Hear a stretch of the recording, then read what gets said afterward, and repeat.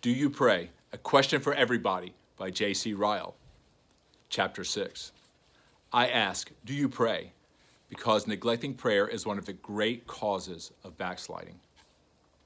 It is quite possible to backslide in the Christian faith after making a good start. Believers may run well for a time, like the Galatians did, and then turn aside to follow false teachers. They may talk about their faith enthusiastically while their feelings are warm and vibrant, just like Peter did. And then when trials and difficulties come, they may deny their Lord. Believers may lose their first love as the Ephesians did. They may cool down in their zeal to do good, like Mark, Paul's companion. They may follow the apostles' teaching for a while, then go back to the world, like Demas did. Believers may do all these things. It is a really miserable thing to be a backslider. In fact, I think it is one of the very worst and most unhappy things that can happen to a believer. It is a sad sight, like a stranded ship, a broken winged eagle, a garden run over with weeds, a harp without strings, a church in ruins. These are all sad sights, but a backslider is even a sadder sight. I have no doubt that true grace will never be extinguished, and true union with Christ will never be broken off. But I do believe that someone can fall so far away from Christ that they lose sight of their own grace and despair of their own salvation. And if this is not hell, it is certainly the next thing to it. A wounded conscience, a mind which is sick of itself, a memory which is full of self-reproach, a heart pierced through with the Lord's arrows, a spirit broken with a load of inward accusation. All these are a taste of hell. It is hell on earth. The solemn saying of the wise man in Proverbs is important. The backslider in heart will be filled with the fruit of his ways.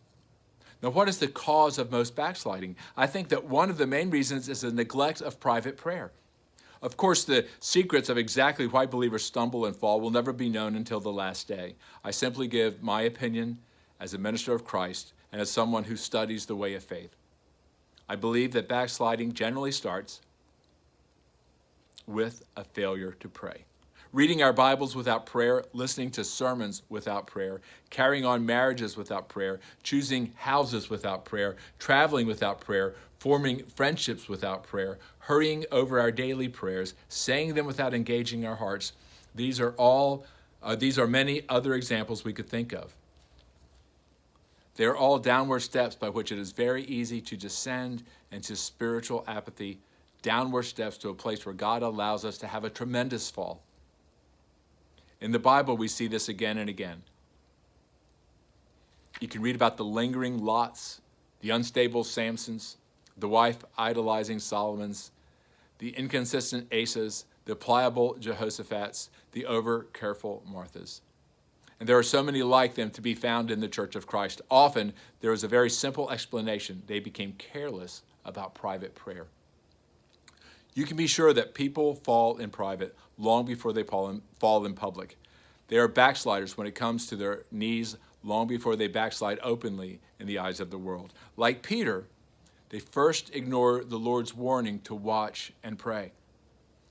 Then, like Peter, their strength is gone, and when tempted, they deny their Lord. The world sees their fall and scoffs loudly, but the world knows nothing of the real reason. If you do not want to be a backslider, think some more about my question. Do you pray?